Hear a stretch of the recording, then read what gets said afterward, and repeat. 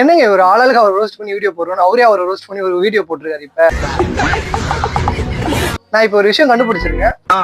இது ஒரு நெகட்டிவா ட்ரோல் பண்ணி நிறைய பேர் ஹிட் இருக்காங்க. நம்ம டிடிஎஃப் வாசன், ஜிபி முத்தானா, இப்ப ரீசெண்டா வாட்டர்மெலன் ஸ்டார். நான் 6 இயர் இன்ஸ்டா யூஸ் பண்ணி ஃபர்ஸ்ட் டைம் பாக்குறேன் ஒருத்தர் பாசிட்டிவா ட்ரோல் பண்ணி அவர் இப்ப இவ்வளவு பெரிய இடத்துக்கு போயிருக்காரு. அப்ப மக்களுக்கு தெரியுது யார பாசிட்டிவா அடிக்கணும், யார நெகட்டிவா அடிக்கணும்னு.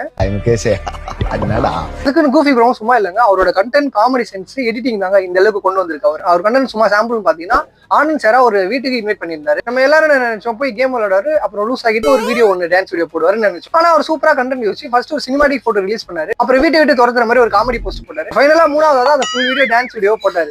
ஒரு கண்டென்ட் குள்ள காமெடி வைக்கலங்க, காமெடிக்குள்ள கண்டென்ட் வைக்கிறாருங்க. என்னடா டயலாக் இது? எவன் எழுதி கொடுத்தானே அது இப்படி பேசிட்டு போறான்? ஃபைனலா தலைவன் 1 மில்லியன் ரீச் பண்ணிட்டாரு. இவர மாதிரி நானும் ஹிட் ஆகலாம்னு முடிவு பண்ணிட்டேன். பட் ஆனா எனக்கு செஸ் விளையாட தெரியாது. ஆனா கேரம் ஏதோ சுமாரா விளையாடுவேன்னு சொல்லுவாங்க. இந்த வீடியோ பாத்துருக்கேன். நீங்க யாராவது என் கூட ஒரு மேட்ச் கேரம் விளையாடணும்னு நினைச்சீங்கன்னா கமெண்ட் பண்ணுங்க. அப்படியே இந்த வீடியோ ஒரு லைக் பண்ணிட்டு தள்ளி விட்டுருங்க.